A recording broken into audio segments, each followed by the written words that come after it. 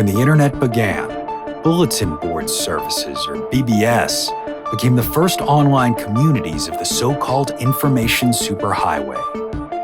Using their phone lines, people logged in from all over America to talk about sports, games, movies, and on one BBS in particular, share their ghost stories. Over time, those communities all went dark, except for one lone server that continues to operate somewhere in an unknown part of Pennsylvania's Rust Belt. A relic of the 1990s, veiled in mystery, it is a digital archive of humanity's strangest encounters with the unknown, as told by the people who experienced them. My name is Brandon Schexnayder, and you are listening to Fear Daily. Subject, Burbs. User, M4X1. Posted, October 17th, 1997.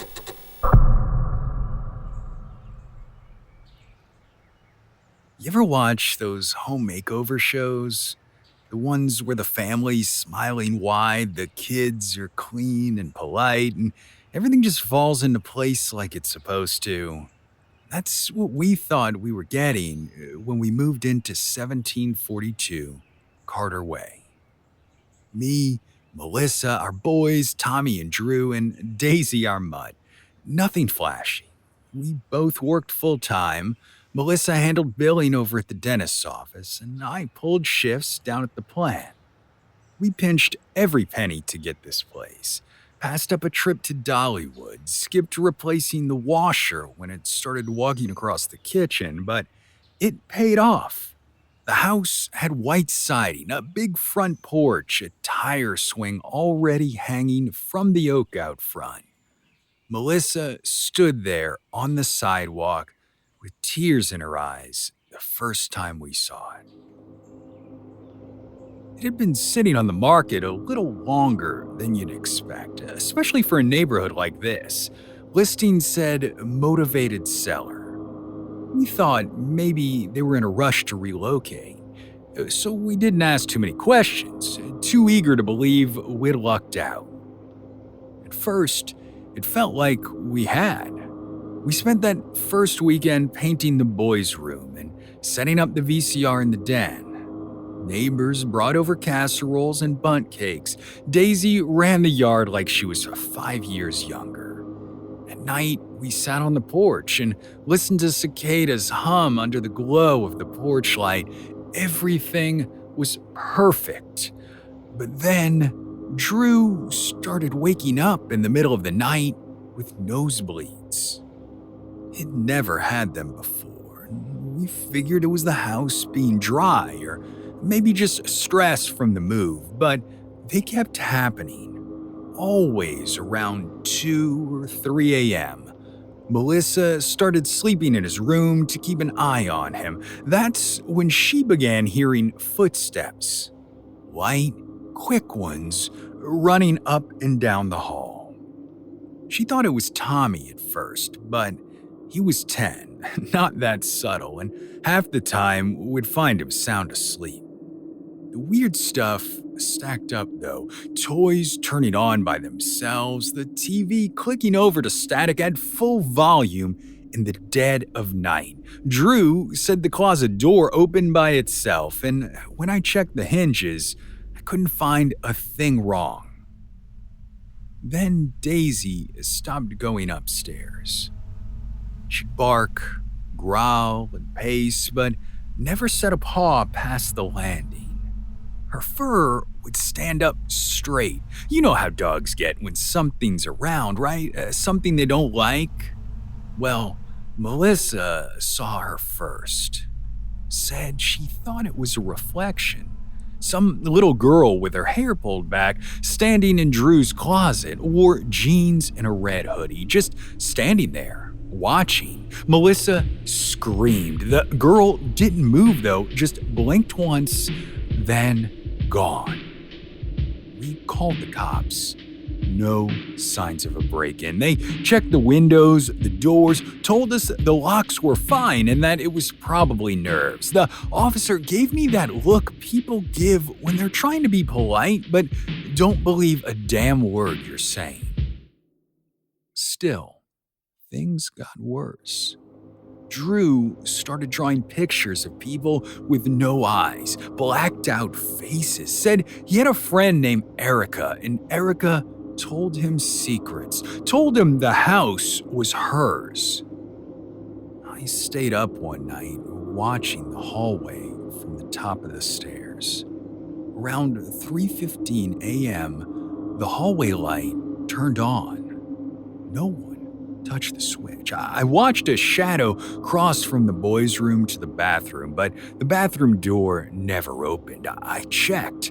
Everyone was still asleep. Well, I didn't say anything to Melissa right away, but I started looking into old news stories down at the library.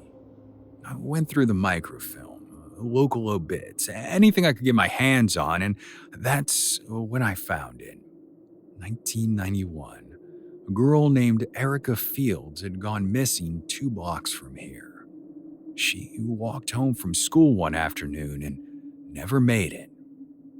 Her photo was grainy, but clear enough. Red hoodie, blank stare, 10 years old. No body was ever found. Melissa said she felt her sometimes. A cold breath on her neck, whispering things in the dark. Tommy stopped speaking for 3 days, and when he finally opened up, he said the girl was mad at them for sleeping in her room. So he started sleeping in the living room with a flashlight clutched in both hands. We even tried to leave once, told the boys to pack a bag. Melissa made a motel reservation in the next town over, and that same night, the living room light fixture fell straight out of the ceiling and shattered on the floor. Then, water started pouring out of the kitchen sink, but none of the knobs were on, and the TV snapped on again, static, but this time it wasn't just noise. You could see her amidst the chaos. She was not like a ghost from the movies. She didn't float or glow. She looked like a regular kid, but there was something in her eyes, flat and cold, like the screen on a broken handheld game. She looked right at me, then the TV shorted out. The final straw was the morning Drew disappeared. Luckily, we found him in the attic crawl space, curled up under a pile of old insulation, holding a handful of photos he swore weren't ours. Pictures of a girl at a birthday party, a girl in a red hoodie. We, of course, never bought a red hoodie, and Drew said Erica told him it'd be safe if he stayed close, said she was lonely, that she'd been there long before us and would be there long after. We packed up and left that day. Didn't even bother selling the place. Got the boys into a new school, got Melissa seeing a church counselor. I don't sleep much anymore, and sometimes late at night I swear I still hear the static. But maybe that's just in my head.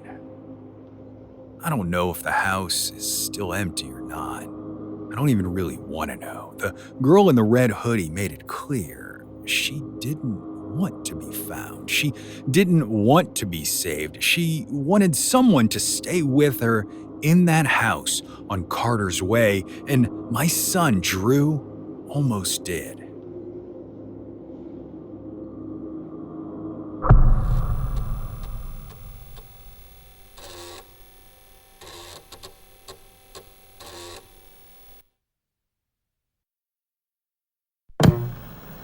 Subject, dump.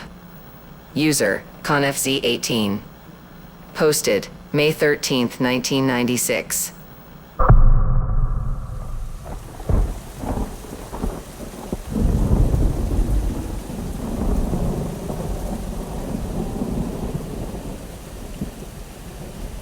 No one remembers exactly when Dump turned up or who dropped him off, but I do remember the first time I saw him. It was after one of those massive rainstorms we get here, when enough water came in through my open window to soak my mattress all the way through. I was working a double when it happened, so by the time I got home and was able to clean up the mess, the goddamn thing had already started to stink. It took me half an hour to lug that mattress down 3 flights of stairs and out to the garbage area in the rear of my building, and the whole time I was trying to remember when it was I opened the window. The humidity here in the Midwest is punishing, so when I'm not at the shop or in the bar, I'm at home, and those windows are closed so my aircon can work its magic. There was no way I'd have opened one, never mind left it open. I was huffing and puffing the ruined bed out the back door when I got my answer. There, sitting on top of a dumpster at the back of the parking lot, was Cord, and the little shit was giggling. Cord was my landlord Edie's kid, and I hated him so much. It seemed like he lived for breaking shit around his mother's building and blaming it on tenants. Lights, windows, doorknobs, other people's bicycles, you name it, and Cord either broke it or tried to steal it. He got away with it every single time, too. Edie either taking him at his word and chastising the poor sap who had his stuff broken for trying to disrupt her home, or just straight up ignoring the situation until it went away. There was some sad sack reason Edie was raising the kid on her own, and at one point I had felt sorry for her, but those days had long passed. Now, I was just disappointed that Dad hadn't drowned the kid like a sack of unwanted kittens on his way out the door. On that particular day, I had zero patience for Cord and his round piggy face. "Hey, fucko." That's what he called everyone. What a kid. "Not now, man," I said, my breath coming hard. "It's not a good day." He giggled again. It was like nails on a chalkboard. "Why? Did someone open your window and pork your stank-ass bed?" Not did I open the window, but someone. Right away, I knew it had been him. He must have used his mother's keys to get in. My vision went red. "You tubby motherfucker." I left the mattress flop down to the wet asphalt and ran at him, but he dropped down from the dumpster and took off at top speed, disappearing around the corner. Say what you will about his overfed ass, but he could move when he wanted to. Even if I hadn't just worked a 16-hour overnight shift, I doubt I'd have caught him. From the distance, I heard him throw back one final loser before he fled to his weekly meeting of the Little Shitheads Club, or wherever it was he'd go when he wasn't ruining someone's life. Out of my mind with completely impotent rage, I spent a few minutes kicking the shit out of my destroyed mattress. Once that demon was exorcised, I bent down to pick it up again and finished dragging it to the dumpster when I noticed there were 2 of them instead of the usual one. The normal dumpster, full to overflowing, was in its normal spot near the back of the building. The dumpster the kid had been sitting on was new, its black metal shining bright except for where some genius tagger had spray painted a rainbow cloud across the front, on top of which was the word dump in block letters. It irked the hell out of me that people had overflowed the main dumpster instead of taking the extra 2 minutes to walk it across to the new one. Just because we live in a sty doesn't mean we have to act like pigs. A few minutes later, I heaved the bed into dump with one final grunt and closed the lid. I hadn't expected the whole thing to fit in there, but it was a nice surprise on a day that had previously been full of bad ones. I even whistled a little bit on my way back upstairs. It came to be that whenever I took out the trash, I'd toss it into dump. No matter how full the other dumpster was, dump was completely empty. I didn't know whether this was some new garbage collection outfit looking to edge out the competition or what, but it was alright by me. I even talked to Dump while I was out there. I didn't know why, but I got a kick out of the whole situation. "Got another one for you, Dump," I I'd say, before tossing in my bags or boxes or whatever it was. It was outrageously gratifying. In the fall, my buddy Jason was in a bad wreck just off the highway. He was fine, but his truck was totaled, and it was going to be a couple days before the insurance got him a courtesy car, so I lent him my Ranger.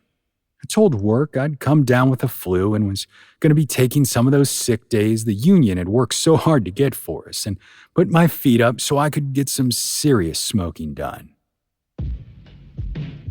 My best guess is that Cord knew which truck was mine, and when he didn't see it there, assumed I was at work.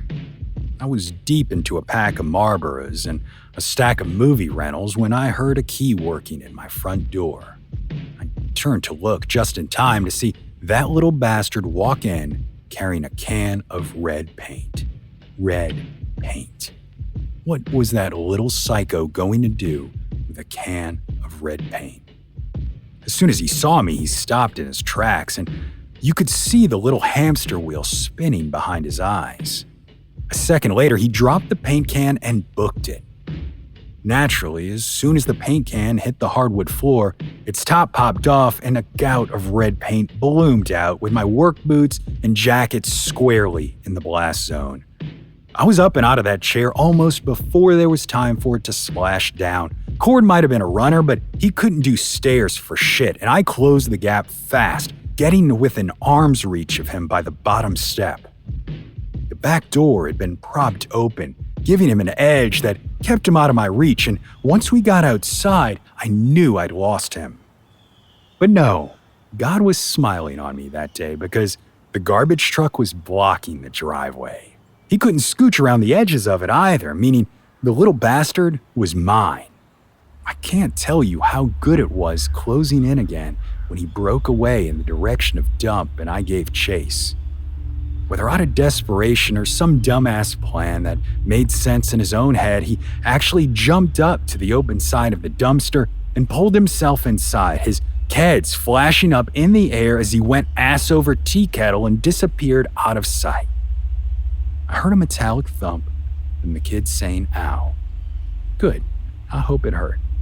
When I got there, I banged hard on the front of dump, letting Cord enjoy a little reverb. "Ow," he shouted again. "Stop it, fucko." Continuing to piss off someone when you're completely at their mercy?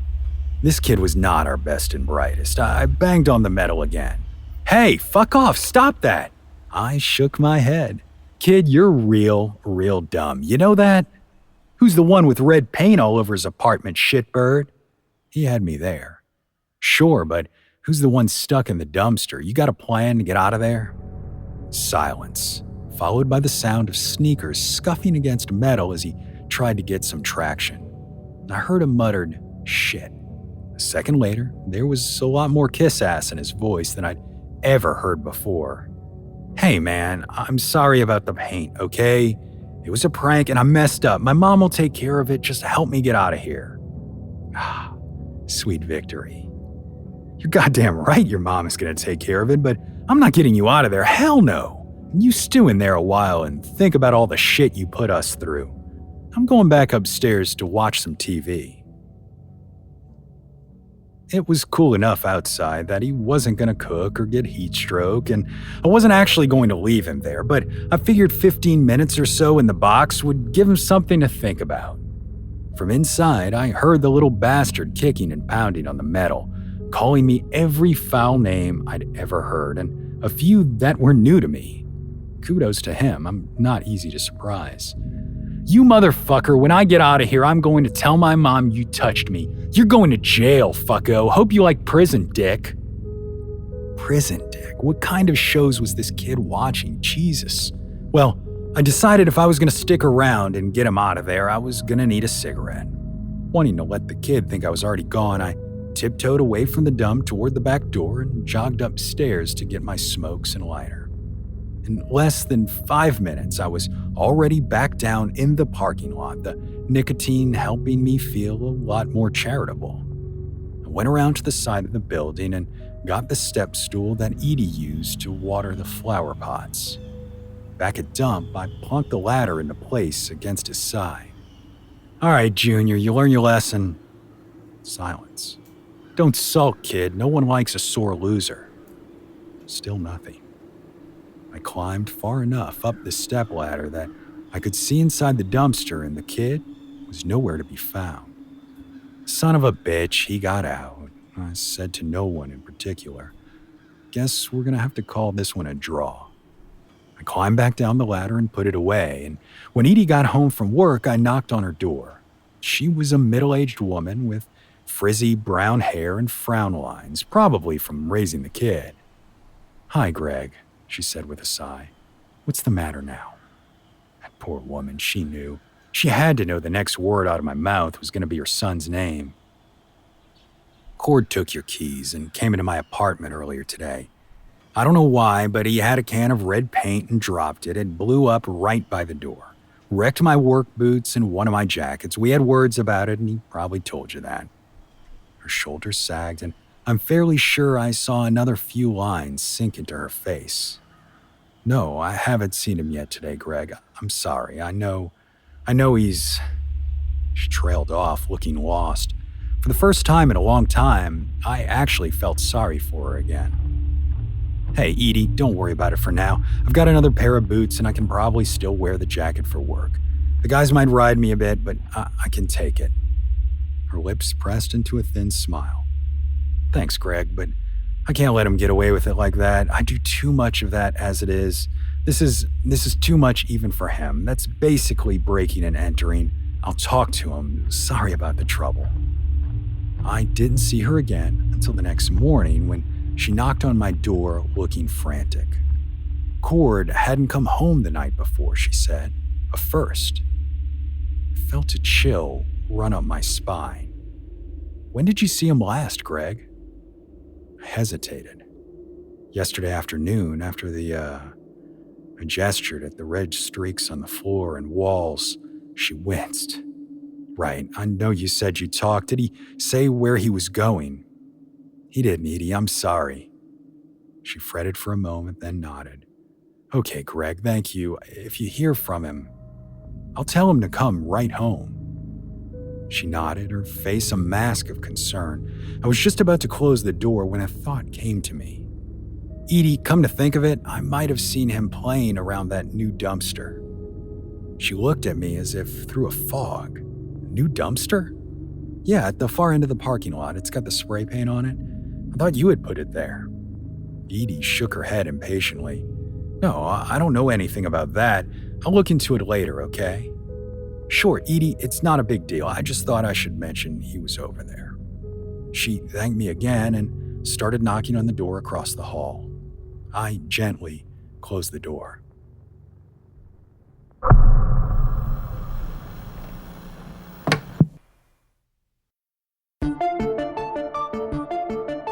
Fear Daily is an independent podcast hosted by Brandon Schexnayder and written by Brennan Storr, with Joanna Smith serving as the consulting editor, audio production by Rachel Boyd, and sound design by Southern Gothic Media. This podcast is a work of fiction. Names, characters, places, and incidents are either products of the author's imagination or are used fictitiously. Any resemblance to actual persons, living or dead, or to real events or locations, is entirely coincidental. Ad-free versions of Fear Daily are available now on your favorite podcast apps. For more information, visit feardaily.com. But move fast, before the server goes offline.